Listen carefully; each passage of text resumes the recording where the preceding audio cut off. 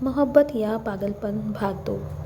میں نے فٹافٹ سے چابی اٹھائی اور اپنے گھر میں آ گیا، کیونکہ کورٹ میرج کے بعد جب میں دوبارہ گھر گیا تھا تو ہوٹل سے سارے پیپرز اپنے ساتھ لے کر گیا تھا، جن میں ڈیورس کے پیپر بھی تھے اور میرج پیپر بھی، لیکن لاپرواہی سے میں نے اپنے کمرے کے دراز میں رکھ دیے تھے۔ میں جب کمرے میں گیا، سائڈ ٹیبل کا دراز کھول کر دیکھا، میرے ہوش اڑ گئے تھے، کیونکہ وہاں پہ ڈیورس پیپر تو موجود تھے لیکن میرج پیپر نہیں تھا۔ شاید میں جب نیند میں تھا تب پراچی نے ہوٹل کے روم کے دراز سے میرج پیپر نکال کر اپنے پرس میں رکھا تھا اور پھر مجھ سے ڈیورس مانگی تھی۔ یہ کھیل میں نے اس کے ساتھ کھیلا تھا اور بڑی کامیابی سے کھیلا تھا۔ دوسری بار وہ نہیں چاہتی تھی کہ وہ میرے ہاتھوں بلیک میل ہو جائے۔ بڑی چال بازی سے اس نے میرج پیپر اپنے پاس رکھا تھا تاکہ وہ میری بینڈ بجا سکے۔ میرے اندر تو آگ بھڑک اٹھی تھی۔ میں نے اپنے ہاتھ کا پنچ بنا کر زور سے دیوار پر مارا تھا۔ شٹ پراچی، اچھا نہیں کیا تم نے، اننت کو گرانا چاہتی ہو، اسے دھمکی دی ہے تم نے، چھوڑوں گا نہیں میں تمہیں، میرے ساتھ چالاکی کرتی ہو۔ میں نے اسے کال کی لیکن فون ابھی بھی بلاک لسٹ میں تھا۔ میں نے ایک اور سم ڈالی اور اس سے کال کی۔ اس نے ایک دم فون اٹھا لیا۔ میں نے کہا میرج پیپر کہاں ہیں؟ کہنے لگی میرے پاس ہیں۔ میرا شک بالکل صحیح نکلا، بلکہ شک کیا، مجھے تو 90% یقین تھا، بس 10% یہ شک تھا کہ شاید میں نے کہیں اور نہ رکھ دیے ہوں۔ لیکن اس نے فوراً سے اقرار کر دیا۔ کہنے لگی کیا سمجھا تھا تم نے؟ بار بار تمہارے ہاتھ کا کھلونا بنوں گی؟ ایک بار تم نے میری عزت سے کھیلنا تھا، کھیل لیا، دوبارہ میں تمہیں چھونے کی بھی اجازت نہیں دوں گی کہ تم مجھے ہاتھ بھی لگا سکو۔ شرافت سے مجھے ڈیورس دے دو، ورنہ میں تمہارے ساتھ کیا کروں گی تم سوچ بھی نہیں سکتے۔ تمہارا باپ صرف ایک بڑا بزنس مین نہیں بلکہ بڑے بڑے نیتاؤں کے ساتھ اچھے تعلقات ہیں ان کا ایک نام ہے، سماج میں ایک عزت ہے۔ اگر میڈیا کے سامنے میں نے وہ میرج پیپر دکھا دیا نا اننت، تم کہیں کے نہیں رہو گے۔ میں نے کہا تم ایسا کچھ نہیں کرو گی۔ کہنے لگی ڈیورس دو مجھے۔ میں نے فون بند کر دیا اور اپنا سر پکڑ کر بیٹھ گیا۔ میں سوچ بھی نہیں پا رہا تھا کہ میں کیا کروں اور کیا نہیں۔ تبھی میرے کمرے کا دروازہ نوک ہوا۔ میں نے کہا کون ہے؟ دروازہ کھلا اور میری ممی کھڑی تھی۔ کہنے لگی تمہارے پاپا بلا رہے ہیں۔ یہ سن کر تو میری جان نکلی تھی کہ کہیں اس بے وقوف لڑکی نے میرے باپ سے کچھ کہہ نہ دیا ہو۔ اس سے میں کوئی بھی امید کر سکتا تھا۔ میں نے کہا میں آ رہا ہوں۔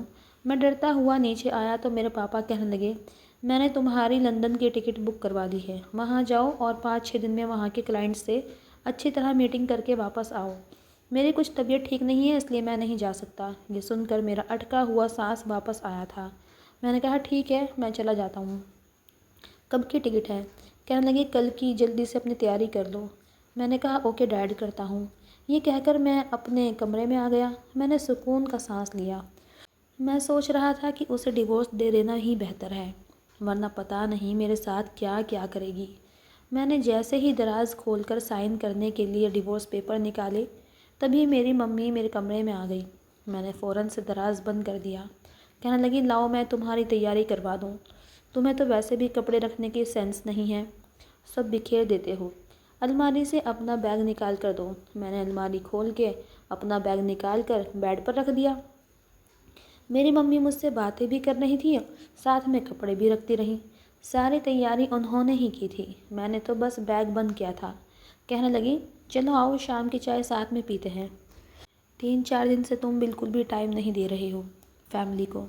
میں ان کے ساتھ باہر چلا گیا۔ پھر چائے کے بعد جو باتوں کا سلسلہ شروع ہوا تو رات کے کھانے پر ہی جا کر ختم ہوا۔ میں کافی تھک چکا تھا، مجھے صبح ہی صبح جانا بھی تھا، اس لیے آتے ہی میں سو گیا۔ صبح اٹھا تو جانے کی افراتفری تھی۔ میں نے بیگ اٹھایا اور لندن جانے کے لیے نکل گیا، لیکن یہاں بھی وہی بے چینی تھی۔ اتنا خوبصورت شہر اور بے تحاشا حسن، میرے مطلب کی ہر چیز تھی، لیکن لگتا تھا کہ کچھ کمی ہے، جو میں دیکھنا چاہتا تھا وہ نہیں ہے۔ رات کو میں کلب چلا گیا۔ انڈیا میں تو میں شراب نہیں پیتا تھا، لیکن لندن جا کر کبھی کبھی کلب میں جا کر 1-2 پیگ بھی لیتا تھا۔ وہاں کی حسین مرمری شورٹس پہننے والی لڑکیوں کے ساتھ ریمپ پر ڈانس بھی کرتا تھا۔ جس پر دل آ جاتا تھا اسے ایک رات کے لیے اپنے فلیٹ میں بلا لیتا تھا۔ لیکن آج رات جب میں کلب گیا تو نہ تو ڈرنک میں نہ ہی سامنے لڑکیوں میں کوئی دلچسپی نظر ہی نہیں آ رہی تھی۔ دل ہی نہیں چاہ رہا تھا کہ ڈانس کروں۔ وہاں کی ایک لڑکی نے میری طرف ہاتھ بڑھایا جو مجھے جانتی تھی، اس کے ساتھ میں نے کئی بار راتیں گزاری تھیں۔ وہ مجھے دیکھ کر خوش ہو گئی۔ نہ چاہتے ہوئے بھی میں نے اس کے ہاتھ پر ہاتھ رکھا اور اس کے ساتھ ڈانس ریمپ پر چلا گیا، لیکن کچھ بھی اچھا نہیں لگ رہا تھا۔ پتہ نہیں کس بات کی بے چینی تھی، سمجھ نہیں پا رہا تھا، ورنہ پہلے جب لندن آتا تھا بہت انجوائے کرتا تھا۔ کچھ دیر ہی میں ڈانس کرتا رہا، وہ لڑکی میرے بے حد قریب ہو رہی تھی اور دل میں ذرا سی بھی ہلچل نہیں مچ رہی تھی۔ جذبات تھے کہ لگتا تھا ٹھنڈے پڑ چکے ہوں۔ اسے دیکھ کر کچھ بھی محسوس نہیں ہو رہا تھا، لگ ہی نہیں رہا تھا کہ کسی لڑکی کے ساتھ ڈانس کر رہا ہوں، اس کے قریب ہوں، سب کچھ برا لگ رہا تھا۔ میں نے اس کا ہاتھ اپنی کمر سے ہٹایا اور ڈانس چھوڑ کر کلب سے باہر نکل گیا۔ اپنی گاڑی میں بیٹھا، واپس اپنے فلیٹ میں آ گیا۔ پتہ نہیں کیا ہو گیا تھا مجھے، میں اپنی کیفیت نہیں سمجھ پا رہا تھا۔ بیڈ پر لا کر میں نے اپنا موبائل پکڑا، واٹس ایپ کھول کر پراچی کا نمبر نکالا۔ دل چاہا کہ اسے میسج کروں، لیکن پھر خوف آنے لگا کہ کہیں ڈیورس نہ مانگ لے۔ پتہ نہیں میں ایک ڈیورس کے نام سے کیوں گھبرانے لگا تھا، حالانکہ مجھے اس کے ساتھ زندگی نہیں گزارنی تھی، صرف بدلہ لینا تھا، اور بدلہ لے بھی چکا تھا۔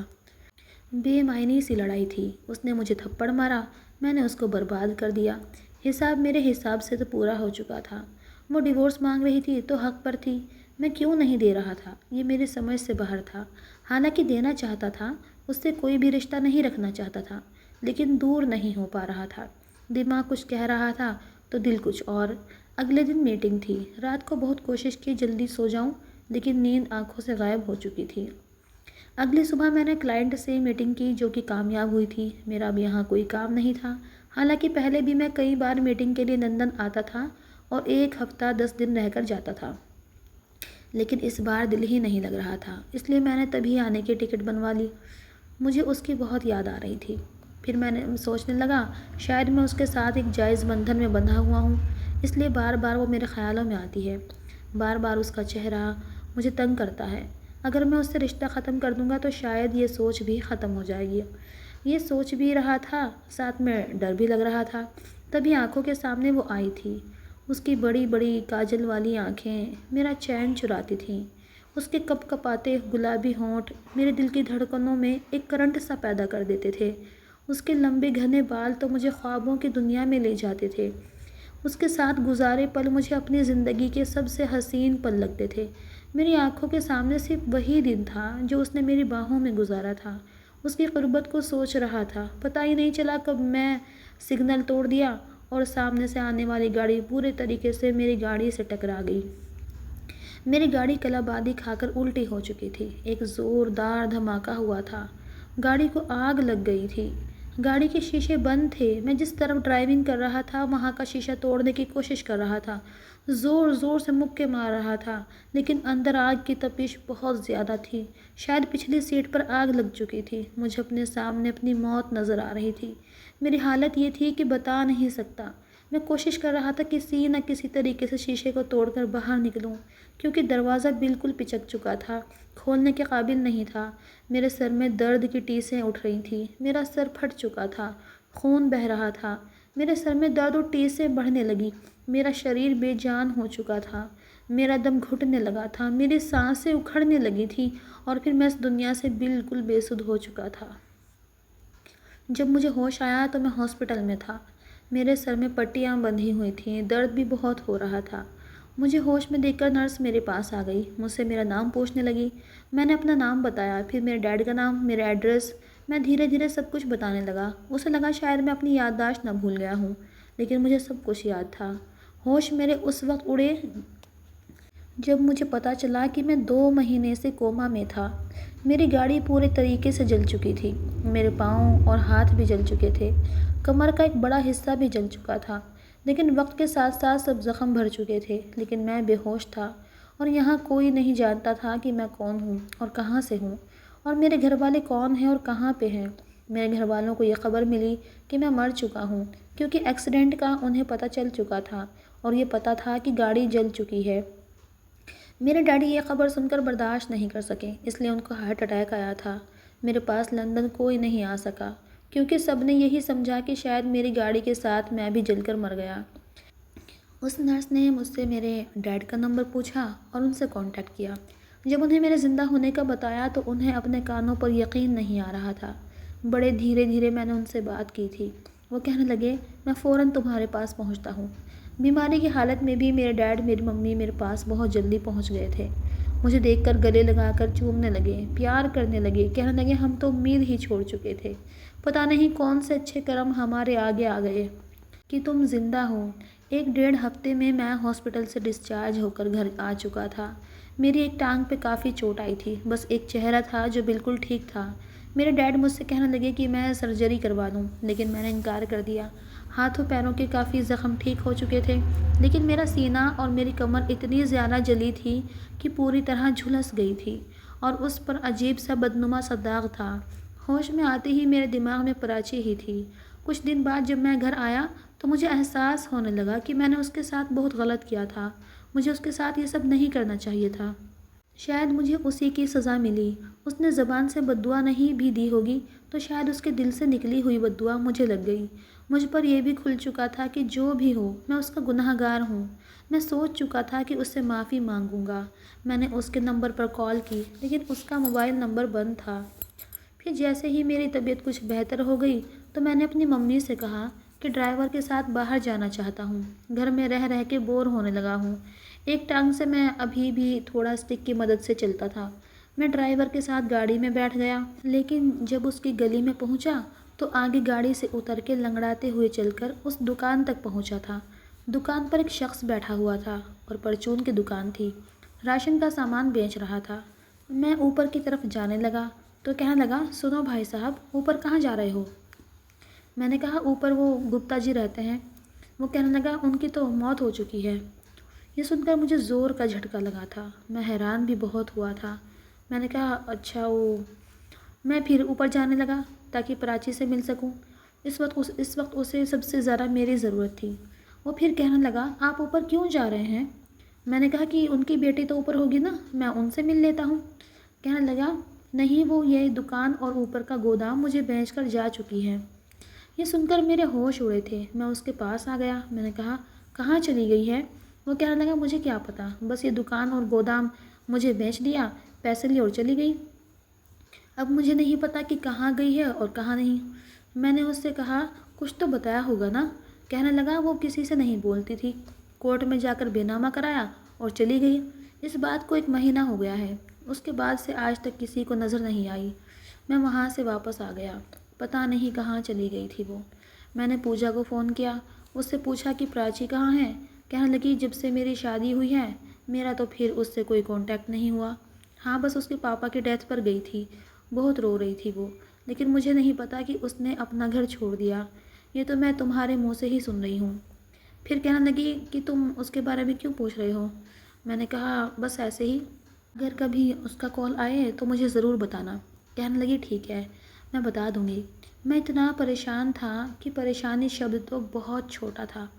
میں واپس گھر آ گیا۔ کچھ دن بعد میری ممی نے مجھ سے کہا کہ بیٹا یہ پراچی کون ہے؟ اس کا نام سن کر میرا دل زور زور سے دھڑکا تھا۔ میں نے کہا کیوں، کیا ہوا؟ کہنے لگی 1 مہینے پہلے ایک لڑکی آئی تھی، تمہارا پوچھ رہی تھی۔ میں نے کہا کیا کہہ رہی تھی؟ کہنے لگی وہ کہہ رہی تھی کہ بس تم سے بات کرنی ہے، تم سے بہت ضروری کام ہے اس کو۔ میری ممی کہنے لگی اس وقت ہمیں یہی پتہ تھا کہ شاید تم مر چکے ہو، ہم نے اسے یہی بتایا کہ تم مر چکے ہو۔ میں نے کہا آپ نے اسے یہ کہہ دیا کہ میں مر چکا ہوں؟ میری ممی کہنے لگی ہاں بیٹا، ہمیں تو یہی پتہ تھا نا، اب ہمیں کیا پتہ تھا کہ تم کوما میں ہو؟ یہ تو ہمارے لیے خوش نصیبی کی بات ہے کہ تم زندہ ہو اور ہمارے سامنے ہو۔ میں نے کہا اس نے کیا کہا پھر؟ وہ کہنے لگی کچھ نہیں تھا کہا تھا، بس پھر وہ واپس چلی گئی تھی۔ اس کی نظروں میں میں مر چکا تھا، اس کا مطلب وہ خود کو میرے رشتے سے آزاد سمجھ رہی تھی اور اب وہ کہیں پہ بھی شادی کر سکتی تھی۔ میری ٹانگ کا علاج بھی چل رہا تھا، حالانکہ میں اسٹک کے سہارے چلتا تھا، لیکن پھر بھی میں اسے ہر جگہ ڈھونڈنے کی کوشش کر رہا تھا۔ اپنے تمام دوستوں کو جو بھی بڑی بڑی فرمز کے مالک تھے انہیں پراچی کے بارے میں کہنے لگا کہ جاب لینے آئے تو مجھے ضرور بتائیے گا، وہ کہیں بھی نظر آئے تو مجھے کانٹیکٹ کر کے بتائیے گا کہ وہ کہاں ہیں۔ سب لوگ مجھے پاگل اور دیوانہ سمجھنے لگے۔ میری ٹانگ کافی حد تک تو ٹھیک ہو چکی تھی، اب مجھے اسٹک کی ضرورت محسوس نہیں ہوتی تھی۔ پھر میں نے سوچا کہ میں کون سا اس سے محبت کرتا ہوں جو اس کے بارے میں اتنا پریشان ہو رہا ہوں، میں کیوں اس کے پیچھے اتنا پاگل ہو رہا ہوں، مجھے اسے چھوڑ دینا چاہیے۔ میں دوبارہ سے آفس جانے لگا، لیکن کام میں میرا دل ہی نہیں لگتا تھا۔ میں نے ہر چیز میں، کام میں اپنا دماغ لگانے کی کوشش کی، لیکن وہ لڑکی میرے سر پر ایسے سوار ہو چکی تھی کہ اس کے علاوہ کچھ نظر ہی نہیں آتا تھا۔ اننت کھنہ کسی بھی لڑکی کے لیے اتنا پاگل نہیں ہو سکتا تھا۔ میں نے اپنے اندر سے اس پرانے اننت کو جگانے کی کوشش کی، اپنے آپ کو یاد دلانے کی کوشش کی کہ مجھے کبھی کسی کی پرواہ نہیں ہوئی تھی اور ابھی بھی نہیں ہونی چاہیے۔ یہ لڑکی میرے لیے کوئی آخری لڑکی نہیں تھی، مجھے اپنے آپ کو ویسا ہی کر لینا چاہیے جیسا کہ میں پہلے تھا۔ لیکن میری بے چینی بڑھتی ہی جا رہی تھی۔ ایک بار میں نے ایک لڑکی کو کہا کہ وہ کافی خوبصورت ہے، مجھے پسند بھی بہت کرتی تھی۔ میں نے اسے ریسٹورنٹ پر بلایا، وہ بہت خوش تھی، میرے سامنے بیٹھی تھی، شارٹ سلیوز لیس شرٹ پہنی ہوئی تھی، میرے سامنے بیٹھی تھی۔ اس کے بازو کو دیکھ کر مجھے پراچی کا خیال آنے لگا۔ اس کے دودھیا بازو میری آنکھوں کے سامنے لہرانے لگے۔ وہ وقت یاد آنے لگا، دل زور زور سے دھڑکنے لگا۔ سامنے ارپیتا بیٹھی ہوئی تھی، اس نے چٹکی بجائی تو میں ہوش میں واپس آیا۔ وہ کہنے لگی، کہاں کھوئے ہوئے ہو؟ میں باتیں کر رہی ہوں اور تم ہو کہ میری طرف دیکھ ہی نہیں رہے ہو، میری تعریف بھی نہیں کی تم نے۔ میں نے خود کو جھٹکا تھا، ارپیتا کو دیکھنے لگا۔ وہ بھی کافی ماڈرن فیملی سے بلانگ کرتی تھی۔ کئی بار میں اس کے ساتھ وقت اور راتیں بھی گزار چکا تھا۔ کافی خوبصورت لڑکی تھی، بس پراچی نہیں تھی۔ میں نے کچھ دیر آنکھیں بند کی، خود کو ارپیتا کی تعریف کرنے کے لیے تیار کرنے لگا، اسے غور سے دیکھنے لگا۔ میں نے کہا کہ تم میری دوست ہو، اس لیے عام سی لڑکی تو تم ہو ہی نہیں سکتی۔ تم جانتی ہو کہ میں حسین لڑکیوں کا دیوانہ ہوں۔ وہ مسکرانے لگی۔ میں نے اس کا ہاتھ پکڑ لیا، لیکن دل میں بے چینی بڑھنے لگی تھی۔ میں اپنی کیفیت پہ قابو پانے لگا۔ میں نے کہا، ارپیتا تم بے حد حسین ہو، مجھے بہت خوبصورت لگتی ہو۔ وہ مسکرانے لگی۔ میں نے کہا، جانتی ہو مجھے تمہارے چہرے پر تمہاری آنکھیں سب سے زیادہ خوبصورت لگتی ہیں۔ اور پھر اس کی آنکھوں میں دیکھنے لگا۔ اس کی آنکھیں کالے رنگ کی تھیں، لیکن دیکھتے ہی دیکھتے مجھے لگا جیسے اس کی آنکھوں کا رنگ بدلنے لگا۔ اس کی آنکھیں بادامی رنگ کی ہونے لگیں، بڑی بڑی بادامی آنکھیں، اور ان پر کاجل لگا ہوا تھا، اور ان آنکھوں میں میرا سکھ چین چرا کے رکھ دیا تھا۔ میں نے کہا، پراچی تمہاری آنکھیں میرا چین چرانے لگی ہیں۔ یہ سن کر وہ کہنے لگی، اننت لیکن میں تو ارپیتا ہوں۔ میں جیسے اس کی آنکھوں میں کھو سا گیا تھا۔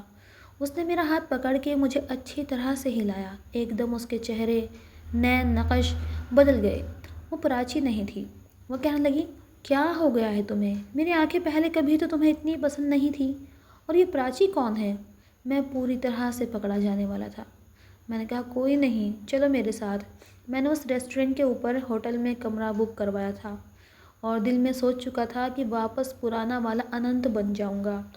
وہ میرے ساتھ ہوٹل کے روم میں آ گئی، میرے سامنے بیٹھی تھی، بال کھلے ہوئے تھے، گلے میں ایک مفلر پہن رکھا تھا، باقی وہ بالکل چست لباس میں میرے سامنے بیٹھی تھی، لیکن میرے دل میں کوئی بھی ہلچل نہیں ہوئی تھی۔ میں نے اس کے گلے میں پہنا ہوا مفلر اتار کے ایک طرف پھینک دیا، اس کی گوری گوری باہوں پر اپنے ہاتھ کی انگلیاں پھیرنے لگا۔ وہ مسکرانے لگی۔ مجھے یاد آنے لگا کہ پراچی نے میری کلائی پکڑ کر بری طرح سے جھٹکا تھا۔ اس کے سر سے پیروں تک ڈھکے کپڑوں میں لپٹا ہوا اس کا وجود پاکیزہ کی تصویر لگتا تھا۔ میری دھڑکن تیز تیز دھڑکنے لگی، میرا سانس پھولنے لگا۔ ارپیتا نے کہا، کیا ہوا اننت؟ میں نے کہا، اپنے کپڑے اتارو۔ پہلی بار یہ کہتے ہوئے میری زبان لڑکھڑا رہی تھی۔ اس نے اپنی شرٹ کے بٹن کھولنے شروع کیے۔ میں نے فوراً سے اپنی آنکھیں بند کر دیں۔ میں نے کہا، تمہیں شرم نہیں آتی کیا؟ کیا لگتی ہو تم میری؟ کیا رشتہ ہے میرا تم سے؟ شرم نہیں آتی میرے سامنے یوں کپڑے اتارتے ہوئے؟ تمہاری کوئی عزت نہیں ہے؟ صرف چند ہزار کی وجہ سے ایک پرفیوم کے بدلے تم میرے سامنے کپڑے اتار کے رکھ دو گی؟ میری بات سن کر وہ مجھے حیران ہو کر دیکھ رہی تھی۔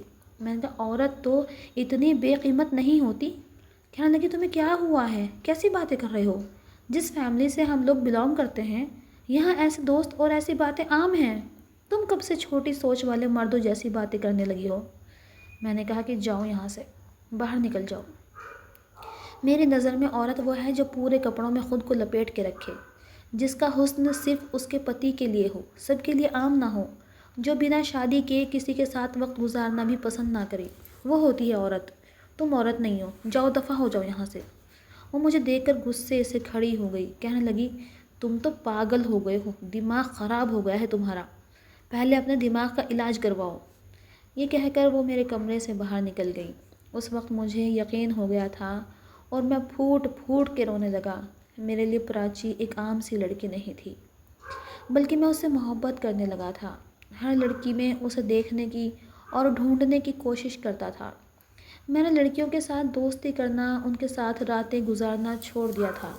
میری زندگی دھیرے دھیرے بدلنے لگی تھی۔ ایک دن میرے ممی پاپا مجھ سے کہنے لگے کہ وہ میری شادی کرنا چاہتے ہیں، لیکن میں نے انکار کر دیا۔ میرے پاپا کہنے لگے کیوں انکار کر رہے ہو؟ 30 سال کے تو ہو گئے ہو، شادی تو تمہاری ہونی چاہیے۔ میں نے کہا شادی میں کر چکا ہوں، بس اپنی پتنی کو ڈھونڈ رہا ہوں۔ میرے پاپا تو یہ سن کر حیران ہو گئے تھے، کہنے لگے میں سمجھا نہیں۔ میں نے کہا وہ جو ہمارے آفس میں پراچی کام کرتی تھی، اس سے کورٹ میرج کی ہوئی ہے۔ یہ سن کر میرے پاپا غصے سے بھر گئے، کہنے لگے تمہارا دماغ تو خراب نہیں ہے، معمولی سی لڑکی سے تم نے کورٹ میرج کر لی؟ میں نے کہا معمولی نہیں ہے، وہ میری بیوی ہے اور میرے لیے بہت خاص ہے۔ میرے پاپا کہنے لگے میں کبھی بھی اسے اپنی بہو نہیں مانوں گا، اننت تمہارا تو دماغ خراب ہو گیا ہے۔ میں نے کہا میں اس سے بہت محبت کرتا ہوں۔ وہ کہنے لگے تبھی وہ آئی تھی یہاں پر، لیکن جب ہم نے کہا کہ تم مر چکے ہو تو وہ واپس چلی گئی۔ میرے پاپا کہنے لگے اسے طلاق دے کر، پیسہ دے کر فری کرو، میں اتنی معمولی سی لڑکی کے ساتھ تمہاری شادی نہیں کر سکتا۔ پہلی بار میں نے اپنے باپ کے سامنے اپنی آواز تیز کی تھی۔ میں نے کہا معمولی لڑکی نہیں ہے، وہ بہت خاص ہے، میرے لیے بہت خاص ہے، میں اس سے بہت محبت کرتا ہوں پاپا، اس کے بغیر نہیں رہ سکتا۔ وہ میرے دل میں رہتی ہے، میری آتما میں بستی ہے۔ میرا پاگل پن دیکھ کر میرا باپ اور میری ماں چپ سے ہو گئے تھے۔ میں اپنے کمرے میں آ گیا۔ اس کے بعد میں نے اسے ڈھونڈنا شروع کر دیا۔ دیوانہ ہو چکا تھا میں اس کے پیچھے، نہ دن کا ہوش تھا اور نہ ہی رات کا، نہ کھانے کا پتہ تھا نہ پینے کا، بس ایک یہی خواہش تھی کہ بس کہیں نہ کہیں سے وہ میرے سامنے آ جائے۔ وہ میرے لیے کیا تھی اب پتہ چل رہا تھا۔ اب پتہ چل رہا تھا کہ اب تک اس کو دیکھنے کی، اسے پانے کی، اس کے قریب جانے کی خواہش میرے دل میں کیوں تھی۔ میرا وہ کون سا جذبہ تھا جو مجھے چین نہیں لینے دے رہا تھا؟ بدلہ نہیں تھا، وہ محبت تھی، اس کو کھونے کا ڈر تھا۔ اس کا مجھ سے شادی کرنا، پھر میرے قریب آنا، اس کی چند گھنٹوں کی سنگت نے مجھے یہ سمجھا دیا تھا کہ پتنی کیا ہوتی ہے اور ایک کال گرل کیا ہوتی ہے۔ اس کا حسن صرف میرے لیے تھا، اور اب اگر مجھے کوئی پریشانی اور بے چینی تھی تو یہی کہ اس کی نظر میں مر چکا ہوں، کہیں کسی اور کی نہ ہو جائے۔ میں یہ برداشت نہیں کر سکتا تھا کہ وہ کسی اور کی ہو، کسی سے شادی نہ کر لے۔ میں اسے دیوانوں کی طرح ڈھونڈ رہا تھا۔ ایک بار مجھے ایک لڑکی نظر آئی، وہ پیچھے سے بالکل پراچی جیسی لگ رہی تھی۔ اس وقت میں روڈ پر گاڑی چلا رہا تھا۔ اسے دیکھ کر میں نے فوراً سے گاڑی ایک طرف لگائی اور جلدی سے گاڑی سے نیچے اترا۔ گاڑی کو بنا بند کیے اس کے پیچھے بھاگنے لگا۔ وہ ایک مال کے اندر جا چکی تھی۔ وہ مال روڈ کے دوسری طرف تھا۔ مجھے تو پرواہ ہی نہیں تھی کہ گاڑیاں کتنی تیزی سے چل رہی ہیں، میں بس پراچی پراچی پکار رہا تھا۔ بس وہ ایک بار پلٹ کر مجھے دیکھ لے اور رک جائے۔ مین روڈ کراس کرتے ہوئے کئی گاڑیاں مجھ سے ٹکراتے ہوئے بچی تھیں، لیکن مجھے پرواہ ہی نہیں تھی۔ میں بھاگ کر مال تک گیا تھا، تب تک وہ اندر جا چکی تھی۔ جب میں اندر پہنچا تو چاروں طرف دیکھنے لگا، وہ کہیں نظر نہیں آ رہی تھی۔ پھر مجھے وہ ایکسیلیٹر سے اوپر جاتی نظر آئی۔ میں اس کے پیچھے ایکسیلیٹر پر چڑھ گیا، سیڑھیاں چڑھنے لگا، تب تک وہ اوپر پہنچ کر ایک طرف جانے لگی۔ میں نے کہا پراچی رکو، میری بات سنو، لیکن اس کا وہی لاپرواہ انداز، ایک بار اس نے پلٹ کر نہیں دیکھا۔ میں اس کے پاس گیا، اس کے سامنے آیا تو میرے ہوش اڑ کے رہ گئے تھے، وہ تو کوئی اور تھی۔ مجھے اجنبی نظروں سے دیکھنے لگی، کہنے لگی آپ مجھے بلا رہے ہیں؟ کون ہیں آپ؟ میں چپ ہو گیا۔ میں نے کہا آئی ایم سوری، میں آپ کو کوئی اور سمجھا تھا۔ میں وہاں سے واپس چلا آیا۔ میری زندگی پریشانیوں سے بھرنے لگی تھی۔ میں راتوں کو رونے لگا تھا۔ آج تک کبھی مندر کی شکل نہیں دیکھی تھی، لیکن اس لڑکی کی محبت میں مندر تک پہنچ گیا تھا۔ میری بے چینی مجھے مندر تک لے گئی تھی۔ مجھے تو پوجا بھی کرنا نہیں آتا تھا۔ جوتے اتارے، وہاں پر بہت سے لوگ تھے جو کہ سب پوجا کر رہے تھے۔ میں بھی ان کے پاس جا کر بیٹھ گیا۔ جب سب لوگ چلے گئے تو میں دعا مانگنے لگا۔ اس مندر کے پنڈت نے جب مجھے روتے ہوئے دیکھا تو وہ میرے پاس آ کر کہنے لگے بیٹا کیا بات ہے، کوئی پریشانی ہے؟ میں نے کہا سکون نہیں ملتا، ہر وقت پریشان رہتا ہوں۔ تو وہ کہنے لگے اوپر والا تمہاری ساری پریشانی دور کر دے گا، لوگوں کا بھلا کیا کرو، غریبوں کو کھانا کھلایا کرو، اوپر والا تمہاری پریشانی دور کر دے گا۔ مجھے ان کی باتیں کافی اچھی لگیں اور کافی دیر بیٹھ کر وہ مجھے سمجھاتے رہے۔ میں اکثر اس مندر میں جانے لگا تھا۔ میں نے ان سے کہا کہ میں اچھا انسان نہیں ہوں، میں بہت برا انسان ہوں، کہتے ہوئے میری آنکھوں سے آنسو جاری ہو گئے تھے۔ انہوں نے میرے آنسو صاف کیے، کہنے لگے، جب اوپر والا کسی کو سیدھی راہ پر چلاتا ہے، اچھے راستے پر چلاتا ہے، تو وہ ساری پچھلی غلطیاں معاف کر دیتا ہے۔ تمہیں اپنے گناہوں پر پچھتاوا ہے، اس سے اچھی اور کیا بات ہو سکتی ہے؟ ان کے پاس جا کر مجھے بہت سکون ملتا تھا۔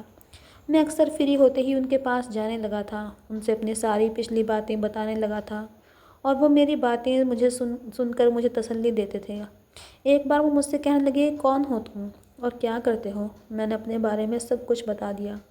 کہنے لگے کہ تم امیر باپ کے بیٹے ہو، دولت مند ہو، اور جو کچھ تم کرتے ہو ایسا امیر بزنس مین لوگوں کے بیٹے کرتے ہیں۔ ہمارے سماج میں ہائی کلاس لوگوں کی الگ ہی زندگی ہے، الگ سوچ ہے۔ وہ سمجھتے ہیں کہ ان کی زندگی الگ ہے، حالانکہ ایسا نہیں ہے۔ زندگی جینے کا طریقہ امیروں کے لیے اور غریبوں کے لیے الگ الگ نہیں ہے۔ اوپر والے کی نظر میں سب برابر ہیں۔ تم نے اپنی زندگی میں کوئی اچھے کرم کیے ہوں گے جو تمہیں صحیح راہ پر لے آئے اور تمہیں اچھا انسان بنا دیا۔ میں نے کہا، میں اچھا انسان نہیں ہوں، میں نے ایک لڑکی کی زندگی خراب کی ہے۔ انہوں نے پوچھا، وہ کیسے؟ میں نے کہا، ایک لڑکی سے بدلہ لینے کے لیے میں نے اسے ہوٹل کے کمرے میں بلایا تھا۔ اس کی کچھ پرائیویسی ویڈیو تھی میرے پاس، اس کو اس ویڈیو کی وجہ سے بلیک میل کر کے اسے کمرے میں بلایا تھا۔ لڑکی بہت شریف تھی۔ یہ کہہ کر میں چپ سا ہو گیا۔ آنکھوں کے سامنے پراچی کا چہرہ نظر آنے لگا۔ کہنے لگے، پھر؟ میں نے کہا، میں نے اسے کہا کہ تمہاری ویڈیو وائرل کر دوں گا ورنہ میرے ساتھ ایک رات گزارو، لیکن اس نے کہا کہ وہ یہ پاپ نہیں کر سکتی، پاپ کرے گی تو مر جائے گی، کیونکہ اس نے اپنے پاپا سے وعدہ کیا ہوا تھا کہ وہ کوئی غلط کام نہیں کرے گی، اس کے پاپا کی عزت داؤں پر نہیں لگائے گی۔ وہ بہت روئی تھی، وہ میرے سامنے گڑ گڑا رہی تھی، ہاتھ جوڑ کر کہنے لگی، مجھے بدنام نہ کرو، لیکن میرے سر پر تو شیطان سوار ہو چکا تھا۔ میں نے کہا، تمہیں اس وقت تک چھوٹ نہیں ملنے والی، چاہے کچھ بھی ہو جائے۔ تو وہ کہنے لگی، ایسا کرو، ایک رات کے لیے کورٹ میرج کر دو، شادی کر کے تم اپنا بدلہ لے لو اور اس کے بعد ڈیورس دے دینا۔ پھر میں نے اس سے کورٹ میرج کر لی، اپنا بدلہ بھی لے لیا، لیکن وہ میری طرف غصے سے دیکھنے لگے۔ کہنے لگے، پھر؟ میں نے کہا، میں اسے ڈیورس نہیں دے پایا۔ یہ کہتے ہوئے میں پھوٹ پھوٹ کر رونے لگا۔ وہ مجھ سے ڈیورس مانگتی رہی، کہتی رہی کہ تم بدلہ لے چکے ہو، اب تو مجھے چھوڑ دو، لیکن میں اسے چھوڑ نہیں پایا، اس لیے کہ مجھے اس سے محبت ہو گئی تھی، اور اب وہ پتہ نہیں کہاں چلی گئی۔ میں دیوانوں کی طرح اسے ڈھونڈتا ہوں، لیکن وہ مجھے کہیں نظر نہیں آتی۔ میں اس سے معافی مانگنا چاہتا ہوں، میں نے اس کے ساتھ غلط کیا، اس کے ساتھ زیادتی کی، جب تک وہ مجھے معاف نہیں کرے گی مجھے چین نہیں آئے گا۔ میری بات سن کر وہ اٹھ کر چلے گئے۔ میں اپنے گھر آ گیا۔ دھیرے دھیرے میری زندگی بالکل بدلتی جا رہی تھی، ہر غلط کام کو چھوڑ چکا تھا۔ میں نے دوستوں کے ساتھ رہنا چھوڑ دیا تھا، پارٹیوں میں جانا چھوڑ دیا تھا، اسٹینڈرڈ کے کپڑے پہننے چھوڑ دیے تھے، سمپل سے لوور ٹی شرٹ پہننے لگا تھا، کیونکہ میرا دل اب کسی چیز میں نہیں تھا۔ ہر رات دعاؤں میں بس اسی کو مانگتا تھا کہ بس ایک بار مجھے مل جائے۔ میرے پاپا بدلے ہوئے حلیے کو دیکھ کر مجھے برا بھلا کہنے لگے۔ وہ کہنے لگے، کیا تم نے دیوانوں والی حالت بنا لی ہے؟ لوگ میرا مذاق اڑاتے ہیں کہ تمہارا بیٹا پاگل ہو گیا ہے، یہ تم نے اپنا کیا حال کر لیا؟ میں نے کہا، جب پاگل تھا تو سب لوگ ٹھیک کہتے تھے، اب ٹھیک ہوا ہوں تو سب کو پاگل نظر آ رہا ہوں۔ پاپا کہنے لگے، تم جیسے تھے ویسے ہی ہو جاؤ، تم ویسے ہی اچھے لگتے تھے، اب تو جہاں بھی تمہارے رشتے کی بات کرتا ہوں تمہارا حلیہ دیکھ کر وہ لوگ ہاتھ جوڑ لیتے ہیں، کہتے ہیں کہ ہم تمہارے بیٹے سے اپنی بیٹی کی شادی نہیں کر سکتے، یہ اب ہمارے اسٹینڈرڈ کا نہیں رہا۔ میں نے کہا، مجھے کوئی فرق نہیں پڑتا کہ لوگ آپ کو کیا کہتے ہیں، لیکن میں اپنے آپ کو نہیں بدل سکتا، میں جیسا ہوں ویسا ہی رہوں گا۔ میرا باپ مجھ سے کہہ کہہ کر جب تھک گیا تو کہنے لگے، ایسا کرو، اس لڑکی کو ہی لے آؤ، ہم اسے ہی سویکار کر لیں گے۔ میں نے کہا، اگر وہ مجھے مل جاتی تو کیا میں آپ کے کہنے کا انتظار کرتا، اسے یہاں نہ لے آتا؟ پتہ نہیں وہ کہاں چلی گئی، ڈھونڈ ڈھونڈ کر تھک چکا ہوں، مجھے ملتی ہی نہیں وہ۔ یہ کہتے ہوئے میری آنکھوں سے آنسو بہنے لگے۔ میرے آنسوؤں پر میرا کنٹرول ہی نہیں رہا تھا۔ ہر رات اسے دعاؤں میں مانگتا تھا، یہ بھی دعا کرتا کہ وہ کسی اور سے شادی نہ کر لے، کیونکہ اس کی نظر میں مر چکا تھا۔ اگر اس کی نظر میں زندہ ہوتا تو شاید وہ ڈائیورس لینے کے لیے پلٹ کر واپس آتی، لیکن اب تو وہ کبھی پلٹ کر بھی نہیں آ سکتی۔ ایک دن میں آفس سے جا رہا تھا، راستے میں کچھ لڑکے زبردستی اپنی گاڑی میں ایک لڑکی کو بٹھانے کی کوشش کر رہے تھے۔ وہ لڑکی ان لڑکوں سے خود کو چھڑوانے کی کوشش کر رہی تھی۔ گلی سنسان تھی، شاید سنسان گلی میں اس لڑکی کو جاتا دیکھ کر بدمعاش قسم کے لڑکے اس کے ساتھ کچھ غلط کرنا چاہتے تھے۔ میں فوراً سے گاڑی سے نیچے اترا اور ان لڑکوں کو مارنا شروع کر دیا۔ کھینچا تانی میں اس لڑکی کے کپڑے پھٹ گئے تھے۔ سردیوں کا موسم تھا، میں نے جیکٹ پہن رکھی تھی۔ وہ جیکٹ اتار کر میں نے اس لڑکی کو دی تاکہ وہ خود کو ڈھک سکے۔ وہ لڑکے مجھے دیکھ کر اس لڑکی کو چھوڑ کر بھاگ گئے تھے۔ میں نے اس لڑکی کو اس کے گھر تک چھوڑا۔ وہ مجھے بہت دعائیں دے رہی تھی، کہنے لگی بھیا آپ بہت اچھے ہو جو آپ نے میری عزت بچا لی۔ اسے کیا خبر تھی میں پہلے کیا تھا۔ ایک دن میں انہی پنڈت جی کے پاس گیا تو وہ کہنے لگے ہم نے ایک آشرم کھولا ہوا ہے، وہاں پر اناتھ بچیاں بھی ہیں، اگر تم کہو تو میں تمہاری کسی لڑکی سے شادی کرا دوں، تمہاری بھی زندگی کو جینے کا مقصد مل جائے گا اور اس لڑکی کو بھی سہارا مل جائے گا۔ میں نے کہا میں اس لڑکی کے علاوہ کسی اور سے شادی نہیں کر سکتا۔ وہ کہنے لگے وہ تمہاری زندگی سے جا چکی ہے اور 2 سال گزر چکے ہیں، ہو سکتا ہے اس کی کہیں اور شادی ہو گئی ہو۔ جس لڑکی کی میں بات کر رہا ہوں وہ بھی بہت اچھی ہے، تم اس کے ساتھ بہت خوش رہو گے۔ اس کے پتا ایک زمانے میں میرے بہت گہرے اور اچھے دوست تھے، ان کے مرنے کے بعد وہ بچی میرے پاس آ گئی، پڑھی لکھی ہے، آشرم میں اناتھ بچوں کو ہندی اور انگریزی بھی پڑھاتی ہے۔ تمہیں دیکھا تو مجھے خیال آیا اگر تم کہو تو میں تمہاری شادی اس سے کروا دیتا ہوں۔ میں نے کہا مجھے نہیں لگتا کہ میں کسی کے ساتھ انصاف کر سکوں گا۔ میری بات سن کر وہ مسکرانے لگے، کہنے لگے جیسے اوپر والے نے تمہیں صحیح راستہ دکھایا ہے ویسے ہی وہ تمہیں انصاف کرنا بھی سکھا دے گا۔ میرے دل میں خیال آیا اس لیے تم سے کہہ دیا۔ میں جانے کے لیے اٹھ کر کھڑا ہو گیا۔ کہنے لگے تو تمہاری طرف سے انکار سمجھوں؟ میں نے کہا جی ہاں، میری طرف سے انکار ہی سمجھیں، کیونکہ میں کسی اور لڑکی کے ساتھ کوئی بھی رشتہ نہیں بنا سکتا۔ کہنے لگے چلو ٹھیک ہے، ایک اور نوجوان ہے میری نظر میں، اس سے بات کر لیتا ہوں، وہ میرے دوست کی بیٹی ہے اس لیے اس کو اس طرح سے نہیں چھوڑ سکتا۔ انہوں نے اپنے موبائل پر ایک نمبر ملایا۔ تب تک میں واپس جانے کے لیے دروازے کی طرف اٹھ چکا تھا۔ ابھی میں دروازے تک ہی پہنچا تھا جب وہاں سے ان کی آواز میرے کانوں میں پڑی تو میرے پیر وہیں کے وہیں رک گئے۔ کہنے لگے میں نے تم سے ایک لڑکی کا ذکر کیا تھا نا، پراچی گپتا کا، اگر تمہاری ہاں ہو تو آج شام کو ہی پھیروں کا مہورت نکلوا لیتے ہیں۔ یہ سن کر مجھے لگا جیسے کسی نے میرے دل پر زور کا گھونسا مارا ہو۔ میں تیزی سے پلٹا تھا، تیز چلتا ہوا دوبارہ پنڈت جی کے پاس آ کر بیٹھ گیا۔ وہ مجھے یوں بیٹھا دیکھ کر مجھے کچھ حیران ہوئے تھے، کہنے لگے ابھی 2 منٹ بعد کال کرتا ہوں، یہ کہہ کر انہوں نے فون کاٹ دیا۔ واپس کیوں آ گئے، سب ٹھیک تو ہے نا؟ میں نے کہا آپ نے کیا نام بتایا لڑکی کا؟ کہنے لگے پراچی گپتا۔ میں نے کہا کیا میں اسے دیکھ سکتا ہوں؟ کہنے لگے وہ کبھی بھی تمہارے سامنے نہیں آئے گی، جب سے وہ یہاں آئی ہے بس آشرم میں ہی رہتی ہے، کسی اجنبی کے سامنے نہیں آتی۔ میں نے کہا کہ بس میں ایک جھلک دیکھ سکتا ہوں۔ کہنے لگے ٹھیک ہے کل آ جاؤ، تمہیں میں آشرم لے جاؤں گا، وہاں ایک کھڑکی ہے جہاں سے تم اس کی ایک جھلک دیکھ سکتے ہو۔ میں نے کہا ٹھیک ہے میں آ جاؤں گا۔ کہنے لگے ابھی تک تو تمہیں اعتراض تھا، اب نہیں ہے؟ میں نے کہا یہ میں آپ کو کل بتاؤں گا۔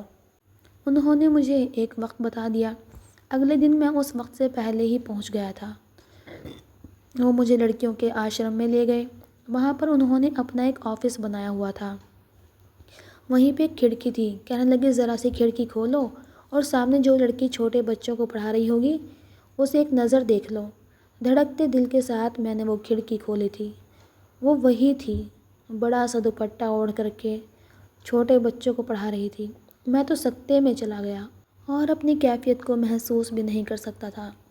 جسے دیوانوں کی طرح میں نے پورے شہر میں ڈھونڈا تھا وہ مجھے اس آشرم میں نظر آئے گی جو میرے گھر کے بالکل قریب تھا، میں کبھی سوچ بھی نہیں سکتا تھا۔ میں نے کھڑکی بند کی اور پنڈت جی سے کہا کہ میں اس لڑکی سے شادی کرنا چاہتا ہوں۔ وہ کہنے لگے ٹھیک ہے اسی رویوار کو تمہارا وواہ کرا دیتا ہوں۔ میں نے کہا کیا وہ مجھے بنا دیکھے مجھ سے شادی کر لے گی؟ کہنے لگی ہاں، کیونکہ اس نے مجھ پر چھوڑ رکھا ہے، کہتی ہے جہاں آپ چاہیں گے کر دینا، مجھے کوئی اعتراض نہیں ہوگا۔ مجھے بس 2 لڑکے پسند آئے تھے اس کے لیے، میں اسے بالکل بیٹیوں کی طرح سمجھتا ہوں، اس لیے اس کی چنتا رہتی ہے۔ ایک لڑکا اور ہے، اس کی پتنی کا دیہانت ہو گیا، وہ لڑکا بھی بہت اچھا ہے۔ اور ایک مجھے تم پسند آئے، تم اس لیے پسند آئی کیونکہ تم نے عیاشی والی زندگی کو چھوڑ دیا ہے اور تم صحیح راستے پر آ گئے ہو۔ میں نے پنڈت جی کو یہ نہیں بتایا تھا کہ جس لڑکی کو میں ڈھونڈ رہا تھا وہ یہی ہے۔ اگر بتاتا تو شاید انہیں غصہ آ جاتا، کیونکہ پراچی ان کے لیے ان کی بیٹی کی طرح تھی۔ میں وہاں سے واپس گھر چلا گیا، اپنے پاپا سے کہا کہ رویوار کو میرے ساتھ آشرم چلیں، کیونکہ مجھے وہ لڑکی مل گئی ہے، لیکن جہاں پہ رہتی ہے وہ دوبارہ میری شادی اس سے کرنا چاہتے ہیں۔ میرے پاپا مان گئے، کیونکہ انہوں نے کئی سالوں بعد میرے چہرے پر مسکراہٹ دیکھی تھی۔ مجھے کئی سال بعد انہوں نے خوش ہوا دیکھا تھا، اس لیے وہ میری بات کو ٹال نہیں پائے اور فوراً تیار ہو گئے۔ میں رویوار کے دن صرف 4-5 لوگوں کو ہی اپنے ساتھ لے کر گیا تھا۔ میری ممی بھی میرے ساتھ تھیں، جو کہ پراچی کے پاس چلی گئی تھیں۔ میری پراچی کے ساتھ پھیرے ہوئے اور ساری رسموں کے ساتھ شادی ہوئی۔ اس کے چہرے پر لمبا سا گھونگھٹ پڑا ہوا تھا، وہ سسکیوں سے رو رہی تھی۔ شاید وہ مجھے دیکھ چکی تھی۔ جب میں گھر پر آیا تو میری ممی اسے میرے کمرے میں لے کر گئیں۔ میں سمجھ نہیں پا رہا تھا کہ اس کا سامنا کیسے کروں گا، کیا کہوں گا، اس کا ری ایکشن کیا ہوگا۔ شاید پھیروں تک وہ انجان ہو، لیکن گاڑی میں بیٹھنے کے بعد مجھے دیکھ چکی ہوگی۔ کچھ دیر بعد میری ممی باہر آئیں، کہنے لگی پھیرے تک تو سب ٹھیک تھا، لیکن جیسے ہی تمہارا نام سنا وہ لڑکی چپ سی ہو گئی تھی۔ جب سے گاڑی میں بیٹھی روئے جا رہی تھی اور ابھی بھی روئے جا رہی ہے۔ پھر مجھ سے کہنے لگی تم تو کہہ رہے تھے کہ یہ لڑکی وہی ہے جس سے تمہاری کورٹ میرج ہو چکی ہے، لیکن وہ تو تم سے بالکل انجان تھی۔ میں نے کہا اب نہیں رہی، جان چکی ہے۔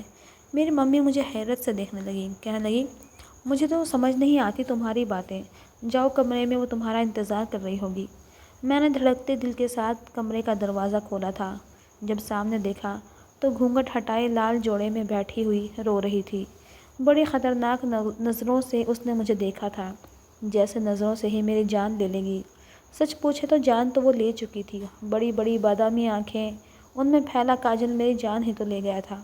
مجھے تو ابھی بھی یقین نہیں آ رہا تھا کہ میں خواب دیکھ رہا ہوں یا حقیقت ہے۔ قریب جاؤں گا، اس کا ہاتھ پکڑ لوں گا تو سب کچھ ہوا میں اڑ جائے گا۔ اس کا چہرہ، اس کا وجود دھواں بن کر اڑ جائے گا۔ جیسے ہی اسے چھونے کی کوشش کروں گا، آنکھ کھل جائے گی اور میں خالی ہاتھ ادھر ادھر دیکھنے لگوں گا، اسے ڈھونڈنے لگوں گا۔ میں نے آنکھیں بند کر لی، لیکن اس کی سسکیوں کی آواز آنے لگی۔ اب مجھے یقین ہو گیا تھا کہ سچ مچ وہ میرے سامنے تھی، لیکن ناراض ناراض سی۔ شاید اسے ہونا بھی چاہیے تھا۔ میں نے دروازہ بند کیا، کمرے کی کنڈی لگائی۔ پہلی بار اندر سے میرا دل اس کے پاس بیٹھنے پر کچھ نروس سا تھا۔ پتہ نہیں کیوں ایسا لگ رہا تھا میرا سارا کانفیڈنس اس کے سامنے بیٹھتے ہی ہوا ہو جائے گا۔ وہ میرے لیے کوئی عام لڑکی نہیں تھی۔ جن نظروں سے وہ مجھے دیکھ رہی تھی ان میں ڈھیر سارے سوال تھے، لیکن جیسے ہی میری نظر اس پر پڑی وہ فوراً سے نظریں بدل گئیں۔ میں اس کے سامنے بیٹھ گیا، لیکن جیسے ہی میں بیڈ پر بیٹھا وہ اٹھ کر کھڑی ہو گئی۔ میں نے کہا پراچی پلیز بیٹھو یہاں۔ میں نے بہت ہی نرم لہجے میں اس سے بات کی۔ وہ ماتھے پر بل ڈالے اپنے ہاتھ کی ہتھیلی سے آنسو صاف کر رہی تھی۔ وہی معصومیت، وہی نخرہ، کہنے لگی تم زندہ تھے؟ اگر تم زندہ تھے تو تمہارے گھر والوں نے مجھ سے جھوٹ کیوں بولا؟ میں نے کہا یہاں بیٹھو گی تو تمہیں بتاؤں گا نا، لیکن وہ تو کسی بات کو سننے کے لیے تیار ہی نہیں تھی۔ کہنے لگی تم کیا سمجھتے ہو، اپنا حلیہ بدل کر، سب کی نظروں میں نیک اور شریف بن کر تم پھر سے مجھے دھوکہ دے دو گے اور میں بیوقوف بن جاؤں گی؟ اننت، میں تمہاری رگ رگ سے واقف ہوں۔ تم بدلہ لینے کے لیے کچھ بھی اور کر سکتے ہو، کسی بھی حد تک گر سکتے ہو، لیکن مجھے یہ اندازہ نہیں تھا کہ تم یہ سب، میں نہیں جانتی تھی کہ تم پھر سے میرے ساتھ اس طرح کی کوئی چال کھیل سکتے ہو۔ پیچھا کیوں نہیں چھوڑ دیتے میرا؟ کیا چاہتے ہو مجھ سے؟ وہ ہچکیوں سے روتے ہوئے مجھ سے کہنے لگی میں نے اپنی ساری زندگی میں کسی سے اتنی نفرت نہیں کی جتنی میں تم سے کرتی ہوں۔ تمہارے مرنے کی خبر سن کر مجھے خوشی ہوئی تھی، سکون ملا تھا۔ آج تک کبھی تمہارے لیے میں نے دعا نہیں کی کہ اوپر والا تمہیں معاف کرے۔ تمہارا خیال آتا تھا تو میرے دل میں تمہارے لیے نفرت کے علاوہ کوئی اور دوسرا جذبہ پیدا ہی نہیں ہوا۔ میں تو سمجھتی تھی میری جان چھوٹ گئی، لیکن یہ نہیں پتا تھا کہ تم میرے ساتھ اتنا بڑا ڈرامہ بھی رچا سکتے ہو۔ میں نے کہا پراچی میں سچ کہہ رہا ہوں، میں نے اس بار کوئی ڈرامہ نہیں رچایا۔ ادھر بیٹھو میرے پاس، میں تمہیں ہر بات سچ سچ بتاتا ہوں۔ اس سے پہلے کہ میں اس کا ہاتھ پکڑنے کی کوشش کرتا وہ کئی قدم پیچھے ہٹی۔ میں کھڑا ہو گیا۔ میں نے کہا تم جو کچھ سمجھ رہی ہو ویسا کچھ نہیں ہے۔ وہ کہنے لگی اوہ پلیز اننت، تمہارا گھنونا روپ میں بہت اچھے سے دیکھ چکی ہوں۔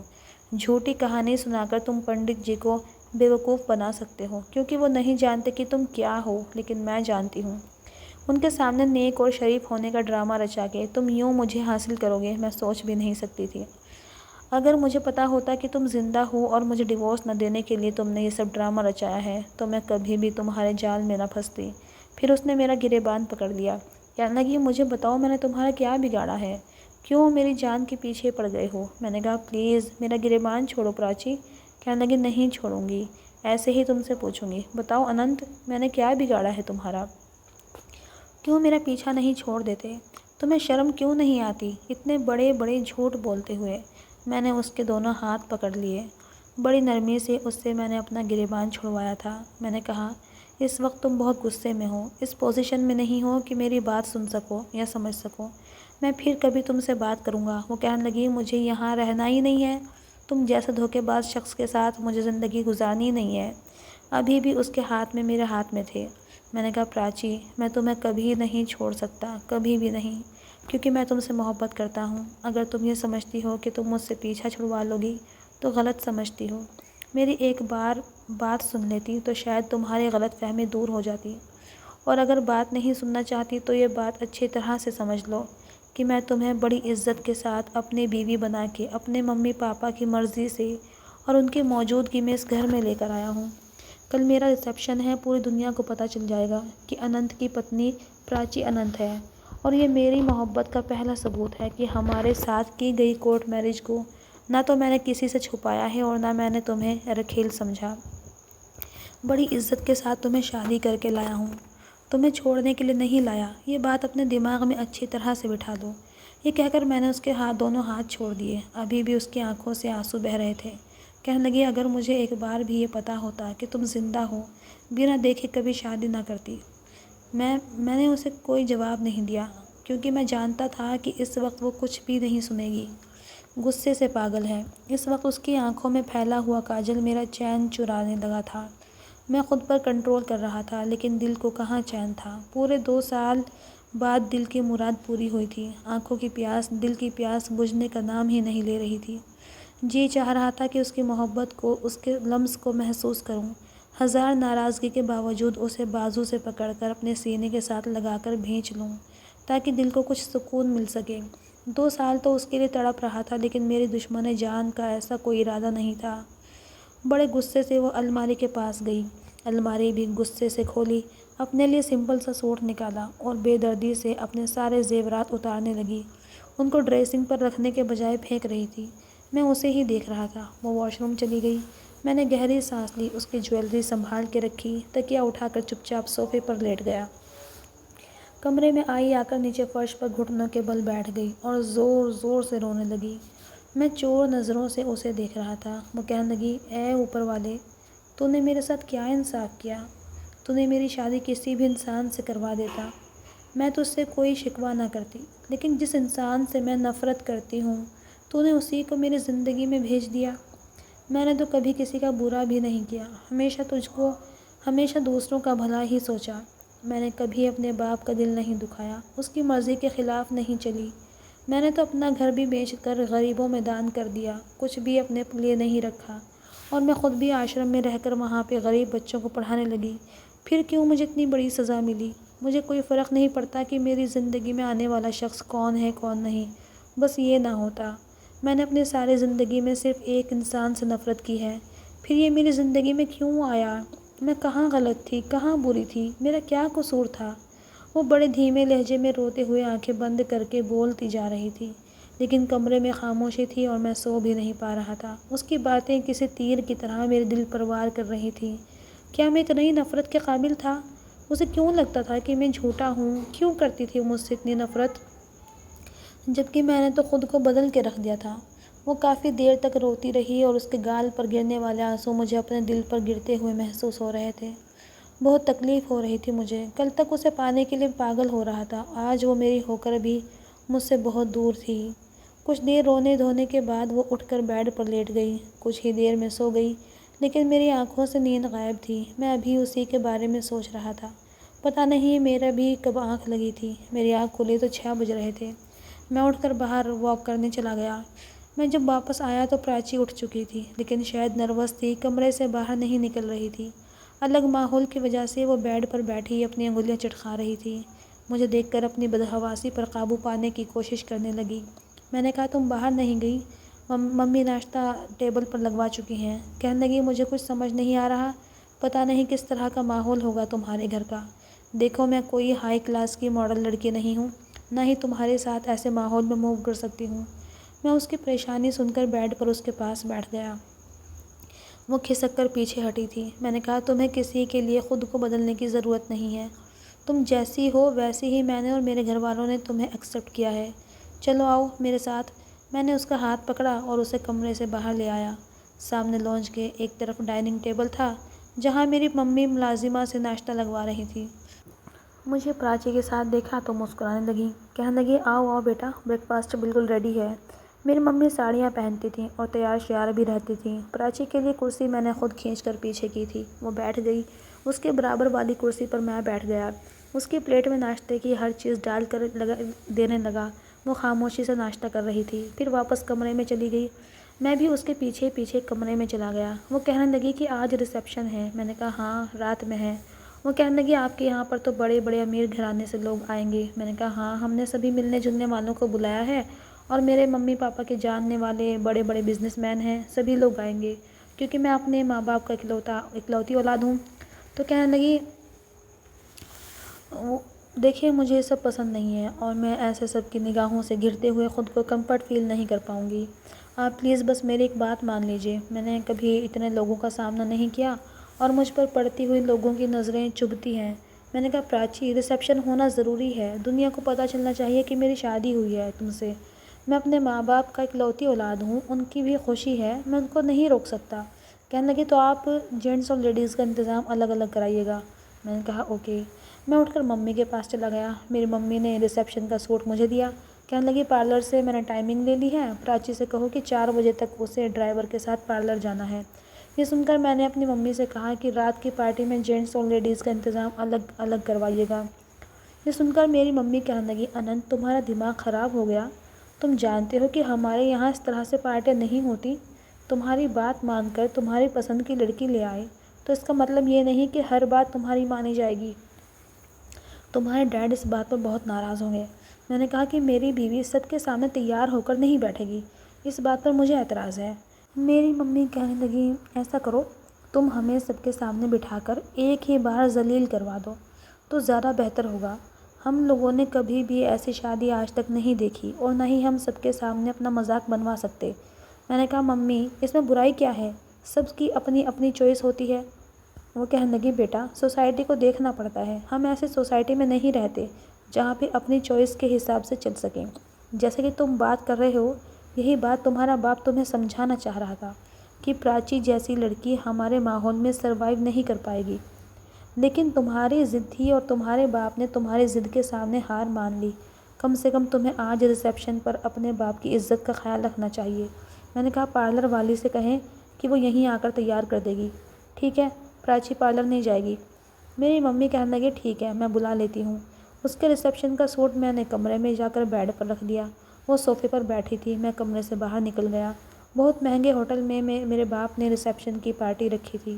جیسے ہی رات کو میں تیار ہو کر پراچی کے کمرے میں گیا تو پارلر والی اسے تیار کر کے جا چکی تھی۔ وہ بے حد خوبصورت لگ رہی تھی، اتنی ہی نروس بھی تھی۔ میں نے الماری کھول کے لال رنگ کی بڑی سی خوبصورت سی چادر نکال کر اس کے اوپر ڈھک دی اور اس کے چہرے پر گھونگھٹ ڈال دیا۔ میں نے خود بھی پینٹ کوٹ نہیں پہنا تھا، سفید رنگ کا کرتا پائجامہ پہنا تھا۔ اس کا ہاتھ پکڑ کر میں اسے باہر لے کر چلا۔ ڈیڈ باہر لانچ میں کھڑے ہوئے ہمارا ویٹ ہی کر رہے تھے۔ میرا اور پراچی کا حلیہ دیکھ کر میرا باپ کا پارا ہائی ہوا تھا۔ کہنے لگے کیا بن کر آئے ہو تم، اور بہو کے سر پر اتنی بڑی چادر کیوں دے رکھی ہے؟ میں نے کہا کہ یہ میری خواہش ہے کہ میری پتنی پر غیر لوگوں کی نظر نہ پڑے۔ کہنے لگے جو ہمارا مذاق بنے گا۔ میں نے کہا مذاق بنانے والوں کا جواب میں دوں گا، آپ کوئی جواب مت دیجیے گا۔ اس کے بعد میرے ڈیڈ چپ ہو گئے اور ہم لوگ ہوٹل پہنچے۔ وہاں پر سبھی لوگوں نے ہمارا بہت اچھے سے سواگت کیا تھا اور کچھ لوگوں نے میرے حلیے کو دیکھ کر باتیں بھی بنائی تھیں، کیونکہ کسی کو بھی امید نہیں تھی کہ میں آج کے دن اتنے سمپل کپڑے پہنوں گا۔ سب ہم دونوں کو ہی دیکھ رہے تھے۔ سب کے سامنے میں اس کا ہاتھ پکڑ کر اسے اسٹیج پر لے کر گیا اور اس کو بٹھانے میں مدد کی۔ میری کزن اور پراچی کی بیسٹ فرینڈ پوجا مجھے دیکھ کر فوراً میرے پاس دوڑی آئی۔ کہنے لگی اچھا اب سمجھ آیا مجھے کہ تم فون پر اتنے پریشان کیوں تھے، پراچی کے لیے اور اسے کیوں ڈھونڈ رہے تھے۔ میں اس کو دیکھ کر مسکرایا تھا۔ کہنے لگی لیکن تمہاری کہانی کب شروع ہوئی؟ میں نے کہا بہت لمبی کہانی ہے، پھر کبھی سناؤں گا۔ پھر وہ اسٹیج پر پراچی کے پاس جا کر بیٹھ گئی۔ میں سب کچھ پراچی کی پسند کے اکارڈنگ ہی کر رہا تھا۔ میرے ممی ڈیڈی نے لیڈیز اور جینٹس کا انتظام تو الگ الگ نہیں کرایا تھا، لیکن میں نے پراچی کے چہرے پہ لمبا سا گھونگھٹ کر دیا تھا تاکہ اس کو ایمبیرس فیل نہ ہو۔ جب کھانا کھانے کا ٹائم ہوا تو میں نے پوجا سے بولا کہ پراچی کو برائڈل روم میں لے جاؤ تاکہ وہ سکون سے کھانا کھا سکے۔ پوجا اسے برائڈل روم میں لے گئی۔ کچھ ہی دیر میں فنکشن بھی ختم ہو چکا تھا۔ جب ہم واپس گھر آئے تو پراچی روم میں جا چکی تھی۔ میں کچھ دیر ممی پاپا کے پاس بیٹھا باتیں کرتا رہا۔ ڈیڈ کہنے لگے، جاؤ بیٹا اپنے کمرے میں چلے جاؤ، آرام کرو، صبح آفس بھی جانا ہے۔ رات زیادہ ہو چکی تھی۔ میں اٹھ کر اپنے روم میں چلا گیا۔ میں روم میں گیا تو وہ حیرانی سے مجھے دیکھ رہی تھی، جیسے کہ میرے اس ویوہار سے اس کو یقین ہی نہ آ رہا ہو کہ پہلی بار اس نے مجھے کچھ نہیں کہا، کوئی بحث نہیں کی، بس چپ چاپ مجھے دیکھتی رہی۔ میں نے کہا تم چاہو تو چینج کر سکتی ہو اور آرام بھی کر سکتی ہو۔ وہ نظریں چرا کر اپنی جویلری اتارنے لگی۔ اس بار اس نے جویلری اتار کے طریقے سے دراز میں رکھی تھی، پھر کپڑے بدل کے آئی، پھر بیڈ پر لیٹ گئی۔ میری ممی کی اپنی ایکٹیویٹی تھی۔ میرے پاپا ممی دونوں اس بات پر ناراض تو تھے، لیکن پراچی کو کسی نے کچھ نہیں کہا۔ اگلے دن میں آفس چلا گیا۔ رات کو جب واپس آیا تو پراچی کچن میں تھی۔ میرے پاپا کو دیکھ کر فوراً باہر آئی، سر پر دوپٹہ رکھا اور پیر چھو کر پرنام کیا۔ انہوں نے اس کے سر پر ہاتھ رکھا اور اپنے کمرے میں چلے گئے۔ میں جب اپنے کمرے میں گیا تو کمرہ پہلے سے کافی اچھا تھا۔ ایک ایک چیز طریقے سے رکھی ہوئی تھی۔ میں نے نہا کر کپڑے بدلے اور کھانا کھانے کے لیے باہر آ گیا۔ تب تک وہ ٹیبل پر کھانا لگا چکی تھی، شاید کھانا اس نے خود بنایا تھا۔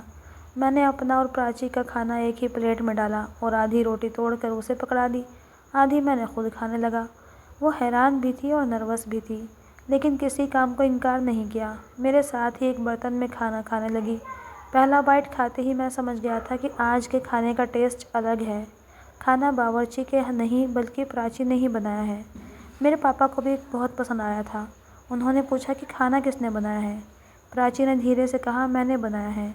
کہنے لگے کھانا بہت سوادشٹ ہے، لیکن تم پر ایسی کوئی پابندی نہیں ہے۔ وہ کہنے لگی میں گھر میں ویسے بھی بور ہوتی رہتی ہوں، اس لیے مجھے اچھا لگتا ہے کھانا بنانا، مجھے کوئی پریشانی نہیں ہے۔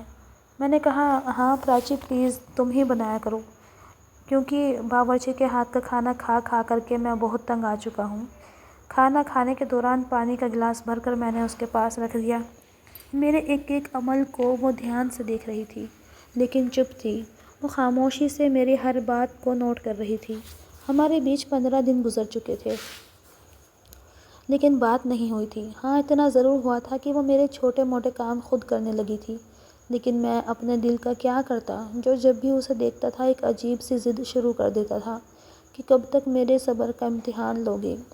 میں نہا کر جب باہر آیا تو میرے آفس کے کپڑے بیڈ پر پڑے ہوئے تھے۔ میں نے کپڑے پہن لیے، تبھی مجھے ایک شرارت سی سوجھی۔ میں نے شرٹ کا بٹن توڑ دیا اور اسے پکارنے لگا۔ وہ باہر میرا ناشتہ تیار کر رہی تھی، فوراً سے اندر آ گئی۔ میں نے کہا پراچی یہ بٹن ٹوٹ گیا۔ کہنے لگی اچھا میں لگا دیتی ہوں۔ پھر اس نے ایک دراز سے ایک باکس نکالا جس میں سوئی دھاگا رکھا ہوا تھا، بٹن لے کر میرے پاس آ گئی اور میرے شرٹ پر بٹن لگانے لگی۔ اس وقت وہ میرے بالکل قریب تھی۔ میں اس کے چہرے کی طرف دیکھنے لگا۔ اس کو اتنے قریب دیکھ کر میری آنکھوں میں خمار سا آنے لگا تھا۔ اس کے چہرے پر بالوں کی لٹیں آ رہی تھیں۔ بڑی ہمت کر کے میں نے اس کے چہرے سے لٹ کو اپنی انگلی سے ہٹایا تھا۔ پہلے وہ بری طرح سے گھبرائی، لیکن مجھے روکا نہیں۔ یہ دیکھ کر مجھے تھوڑی تسلی ہوئی تھی۔ بٹن لگانے کے بعد واپس رکھ کر چلی گئی۔ میں ناشتہ کر کے آفس چلا گیا۔ آفس پہنچنے کے کچھ دیر بعد میں نے پراچی کو فون کیا۔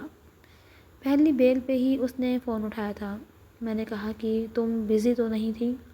کہنے لگی نہیں، کیا کام ہے؟ میں نے کہا آج بھی اگر تمہارا موڈ ہو تو میرے لیے مٹر پنیر بنا دو۔ کہنے لگی میرا ایسا کوئی موڈ نہیں ہے، آج میں ویسے بھی بھنڈی کی سبزی بنا رہی ہوں۔ یہ سن کر میں نے کہا میں یہ نہیں کھاتا۔ کہنے لگی لیکن میں تو کھاتی ہوں۔ یہ کہہ کر اس نے فون بند کر دیا۔ میں دل میں جو یہ سوچ رہا تھا کہ شاید وہ کچھ بدل گئی ہے، لیکن اس کا جواب سن کر میں حیران ہوا تھا۔ جب رات کو گھر گیا تو کھانے میں بھنڈی کی سبزی تھی اور ساتھ میں مٹر پنیر بھی بنا ہوا تھا۔ یہ دیکھ کر میرے چہرے پر خود بخود مسکراہٹ آئی تھی، لیکن میری پلیٹ میں بھنڈی کی سبزی ڈال کر آدھی روٹی مجھے پکڑانے لگی۔ میں نے چپ چاپ پکڑ لی۔ کہنے لگی، بہت شوق ہے نا تمہیں ایک پلیٹ میں کھانا کھانے کا، چلو شاباش کھانا کھاؤ۔ میں اس کی شکل دیکھتا رہ گیا۔ بھلا یہ کون سا طریقہ تھا؟ میں نے آج تک بھنڈی کبھی بھی نہیں کھائی تھی۔ بہرحال میں نے روٹی کا ٹکڑا توڑا، ذرا سی بھنڈی روٹی کے ٹکڑے میں لی اور کھا لی۔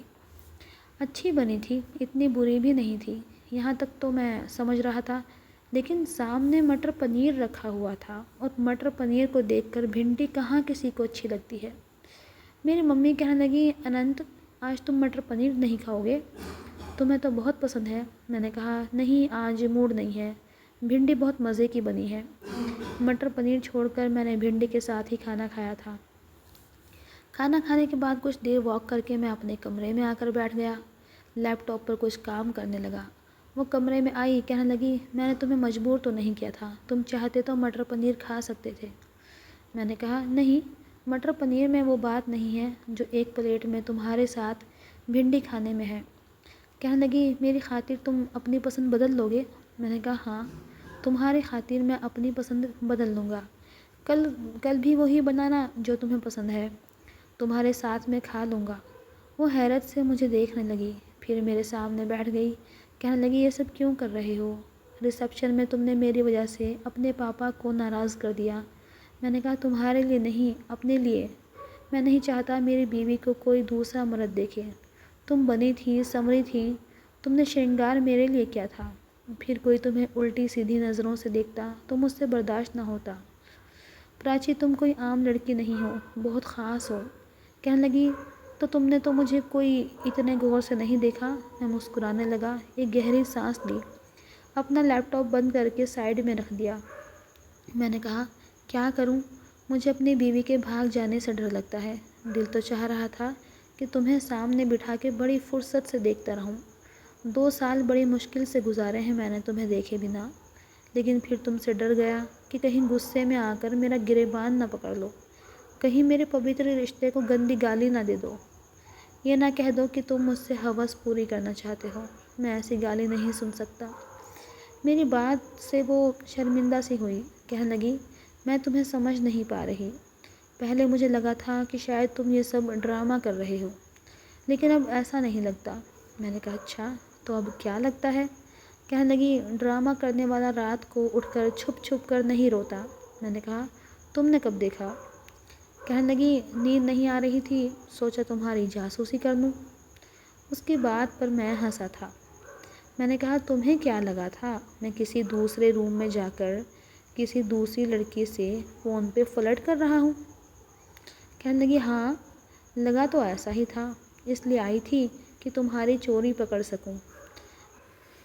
میں نے کہا، پھر پکڑ لی چوری؟ میں نے گہری سانس لی۔ میں نے کہا، ٹھیک ہے، میں بہت برا انسان تھا، تمہارے ساتھ میں نے بہت برا کیا، لیکن سچ پوچھو تو تمہاری سنگت نے مجھے بدل کے رکھ دیا۔ تمہارے ساتھ بتائے ہوئے چند گھنٹے نے مجھے ہر برائی سے دور کر دیا۔ تمہیں شاید یقین نہ آئے، اس دن کے بعد میں نے کبھی کسی لڑکی کے ساتھ کوئی رات نہیں گزاری۔ میں لندن چلا گیا تھا، میرا ایکسیڈنٹ ہوا، گاڑی جل گئی، میں بے ہوش ہو چکا تھا، کوما میں جا چکا تھا۔ میرے پیرنٹس کو یہی خبر ملی کہ گاڑی کے ساتھ ساتھ میں بھی جل کر مر گیا۔ میرے پاپا کو یہ خبر سن کر ہارٹ اٹیک ہو گیا۔ میرے پیچھے کوئی نہیں آیا، کسی نے یہ پتہ لگانے کی کوشش نہیں کی کہ میں زندہ ہوں یا مر گیا، تو اسی لیے تم تک بھی یہی خبر پہنچی۔ وہ کوئی جھوٹ نہیں تھا، کوئی ڈرامہ نہیں تھا۔ جب 2 مہینے بعد مجھے ہوش آیا تب میرے ممی پاپا مجھ سے ملنے آئے۔ میں نے انڈیا آ کر سب سے پہلے تمہیں ڈھونڈنے کی کوشش کی۔ تمہارے پاپا کی ڈیتھ کی خبر مجھے اسی وقت ملی۔ میں نے تمہیں بہت ڈھونڈا، شاید کوئی جگہ نہیں چھوڑی تھی، لیکن تم نہیں ملی۔ تمہارے لیے رو رو کر دعائیں کیں، پتہ نہیں چلا کب کلب چھوڑ کر مندر جانے لگا۔ اپنی کی گئی غلطی مجھے چین نہیں لینے دیتی تھی۔ تمہارے ساتھ گزارا ہوا ایک ایک پل مجھے یاد آتا تھا۔ ہر ایک کے چہرے میں تمہارا چہرہ ڈھونڈنے کی کوشش کرتا تھا۔ دھیرے دھیرے کب میں صحیح راستے پہ چلنے لگا مجھے پتہ ہی نہیں چلا۔ جس وقت میں تمہیں ڈھونڈ رہا تھا میرے دل میں بس اسی بات کا ڈر تھا کہ کہیں تم دوسری شادی نہ کر لو، کیونکہ تمہیں یہی پتہ تھا کہ میں مر چکا ہوں اور تم آزاد ہو۔ پنڈت جی نے جب تمہارے لیے مجھ سے پوچھا تو میں تمہارا نام نہیں جانتا تھا، اس لیے میں نے انکار کر دیا، لیکن جب وہ فون پر کسی اور سے تمہارے رشتے کی بات کر رہے تھے تب میں نے ان کے منہ سے تمہارا نام سنا تو میں پریشان ہو گیا۔ میں نے کہا کہ میں تمہیں ایک نظر دیکھنا چاہتا ہوں۔ جب تمہیں دیکھا تو میری خوشی کا ٹھکانہ نہیں تھا۔ تمہارے سامنے آنے کے لیے میں نے پنڈت جی سے منع کیا تھا، کیونکہ میں جانتا تھا اگر تمہیں پتہ چل جاتا کہ جس سے تمہاری شادی ہو رہی ہے وہ انسان میں ہی ہوں تو تم کبھی بھی ہاں نہ کرتی۔ میں نے کہا میری کہی ہوئی ہر بات بالکل سچ ہے پراچی، چاہو تو بھروسہ کر لو، چاہو تو یہی سزا دیتی رہو جو دے رہی ہو۔ روز روز مجھے تڑپا کر شاید تمہیں سکون مل جائے، جب دل بھر جائے تو بتا دینا۔ نہ چاہتے ہوئے بھی اپنے دل کا شکوہ میں اس سے کر بیٹھا تھا۔ بڑی خاموشی سے اس نے میری ساری باتیں سنی تھیں۔ کچھ دیر میں اسے دیکھتا رہا، وہ اپنی انگلیاں چٹکا رہی تھی۔ میں نے کہا پریشان مت ہو، جب تک تم نہیں چاہو گی میں تمہارے قریب نہیں آؤں گا۔ یہ کہہ کر میں نے اپنا تکیہ اٹھایا اور صوفے پر جا کر لیٹ گیا۔ لیکن اگلے دن جب میں کھانا کھانے کے بعد واک کر کے اپنے کمرے میں گیا مجھے اپنی آنکھوں پر یقین کرنا مشکل ہو گیا۔ بہت خوبصورت سوٹ میں ڈریسنگ کے سامنے کھڑی ہو کر اپنے لمبے گھنے بالوں میں کنگھا کر رہی تھی۔ میں تو آنکھیں جھپکنا ہی بھول گیا تھا۔ مجھے دیکھ کر اس نے نظریں جھکائی تھیں، کہنے لگی مجھے زیادہ تیار ہونا نہیں آتا، بس اتنا ہی آتا ہے۔ دروازہ بند کر کے دھڑکتے دل کے ساتھ میں اس کے پاس پہنچا تھا۔ میں نے کہا بس اتنی سی تیاری مجھے پاگل کر دینے کے لیے کافی ہے، لیکن میں تم سے کچھ اور بھی سننا چاہتا ہوں پراچی۔ کہنے لگی جانتی ہوں، پھر کہنے لگی میں نے تمہیں معاف کیا۔ تم نے خود کو بدلا ہے، جس اننت ورما سے مجھے نفرت تھی وہ تم نہیں ہو۔ میں نے کہا اور اس اننت ورما سے کیا ہے تمہیں؟ کہنے لگی وہ میں نہیں بتا سکتی۔